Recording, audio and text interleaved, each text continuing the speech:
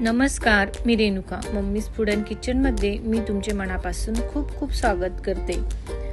तर रोज रोज नाश्त्याला काय बनवावे याचे टेन्शन असते. तर आज आपण मस्त असे लहानांपासून तर मोठ्यांपर्यंत आवडीचा असा नाश्ता बनवणार आहोत. तर त्यासाठी मी मस्त असे उकडून घेतलेले 4 मोठे बटाटे घेतलेले आहेत आणि इथे 2 कांदे मध्यम आकाराचे कट करून घेतलेले, हिरवी मिरची आणि कोथिंबीर. तर सर्वात आधी आपण आता एका बाउलमध्ये ग्रेटरने मस्त असे हे उकडून घेतलेले बटाटे छान असे आपल्याला किसून घ्यायचे आहेत. व्यवस्थित असे किसणीने किसले म्हणजे छान असे आपल्याचे बॅटर तयार होईल आणि पदार्थही आपला व्यवस्थित असा मस्त असा स्मूथली छान असा तयार होतो. तर अशा पद्धतीने मी सर्व 4ही बटाटे व्यवस्थित असे किसून घेतलेले आहेत. तर शाळा चालू असली किंवा उन्हाळ्यामध्ये मुलांना काहीतरी वेगळे खावेसे वाटते तर त्यासाठी अप्रतिम असा उपाय. तर त्यामध्ये मी बटाटे किसून घेतले आणि 2 कांदे घातले, कट करून घेतलेली हिरवी मिरची, चिली फ्लेक्स, ऑरिगॅनो, जिरेपूड, धनेपूड आणि चवीनुसार मीठ. अशा पद्धतीने आपल्याला यामध्ये साहित्य घालून घ्यायचे आहे आणि भरपूर अशी मस्त हिरवीगार कोथिंबीरही घालायची आहे. आता व्यवस्थित आपल्याला हे सर्व साहित्य मस्त असे हाताने मॅश करून घ्यायचे आहे आणि व्यवस्थित असे मिक्स करून घ्यायचे आहे. तर अतिशय अप्रतिम असा आपला हा छान मस्त असा चवीला लागणारा नाश्ता तयार होतो. पिझ्झा आणि बर्गर पेक्षाही अप्रतिम असा चवीला लागणारा आणि पौष्टिक असा. तर आता एका परातीमध्ये मी 1 बाउल गव्हाचे पीठ घेतले आणि 3 ते 4 मोठे चमचे भरून इथे बेसन पीठ घेतले आणि चवीनुसार त्या पिठामध्ये मीठ घालून घेतली आणि मस्त असं अप्रतिम चव लागण्यासाठी हातावर क्रश करून घेतलेल्या ओवा आणि 1 चमचा भरून तेल घेतले. आता हे सर्व जिन्नस आपल्याला व्यवस्थित असे मिक्स करून घ्यायचे आहे आणि थोडे थोडे पाणी घालून याचा डो तयार करून घ्यायचा आहे. तर यामध्ये तुम्हाला वाटले तर तुम्ही अजून तांदळाचे पीठ वगैरेही घालू शकतात, पण मी फक्त यामध्ये गव्हाचे पीठ आणि थोडे छान असे नरम व्यवस्थित आपले डो तयार होण्यासाठी त्यामध्ये मी थोडे 2-4 चमचे बेसन पीठही घालून घेतले. तर इथे आता लागेल तसे थोडे थोडे घालून मी आता मस्त याचा छान असा डो तयार करून घेणार आहे. तर जास्तीचा कडक न करता मस्त असा याचा स्मूथली छान असा आपल्याला डो तयार करून घ्यायचा आहे किंवा जास्तीचं सैलसरही न ठेवता मस्त असा मध्यम आपल्याला छान असा हा डो मस्त असा कणकेचा भिजून घ्यायचा आहे. तर व्यवस्थित असा रगडून भिजला की छान असा तयार होतो. त्यावरून आपल्याला थोडे मस्त असे तेल लावायचे आणि पुन्हा आपल्याला रगडून याचे कणिक व्यवस्थित असे मळून घ्यायचे आहे.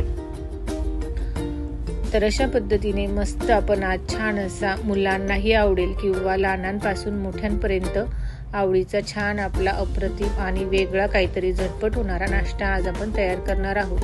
तर आपण भिजवून घेतलेल्या कणकेमधून एक मी अशा पद्धतीचा त्यामधला छोटा डो तयार करून काढून घेतला आणि पुन्हा हाताने छान असा मॅश करून रगडून घेतलेला आहे. तर आपल्याला आता याची छान अशी पोळी होईल तेवढी आपल्याला लाटून घ्यायची आहे. तर इथे मी थोडे गव्हाचे पीठ घेतले आणि गव्हाचे पीठ लावून आपल्याला लांबट आकाराचा मस्त असा याचा पोळी लाटून घ्यायची आहे. तर होईल तेवढे याचे आपल्याला जास्तीचे पातळ न करता किंवा जास्तीचे जाडही न ठेवता, कारण आपल्याला याचा छान असा रोल तयार करायचा आहे आणि त्यामध्ये भरपूर असे सारणही मावेल.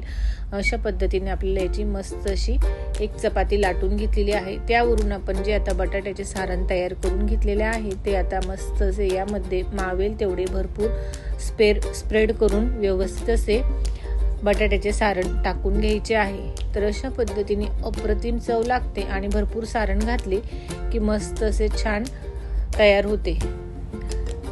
तर आता आपण व्यवस्थित याचा रोल करून मस्त असे दाबून छान असा रोल तयार करायचा आहे, म्हणजे त्यातले सारण बाहेर येत नाही आणि मस्त असे लाटतानाही व्यवस्थित असे तयार होते. तर अशा पद्धतीने छान त्याचा रोल तयार करून घेतला आणि हाताने अशा पद्धतीने गोल गोल फिरवून छान असं त्याला घट्टसर असा दाबून तयार करून घेतलेला आहे. आता आपण चाकूच्या साहाय्याने मध्ये मध्ये अशा पद्धतीने त्याच्या वड्या पाडून घेणार आहोत. छान अशा वड्या पाडून घेतल्या की एकसारखे आपले नाश्ता छान असा तयार होतो।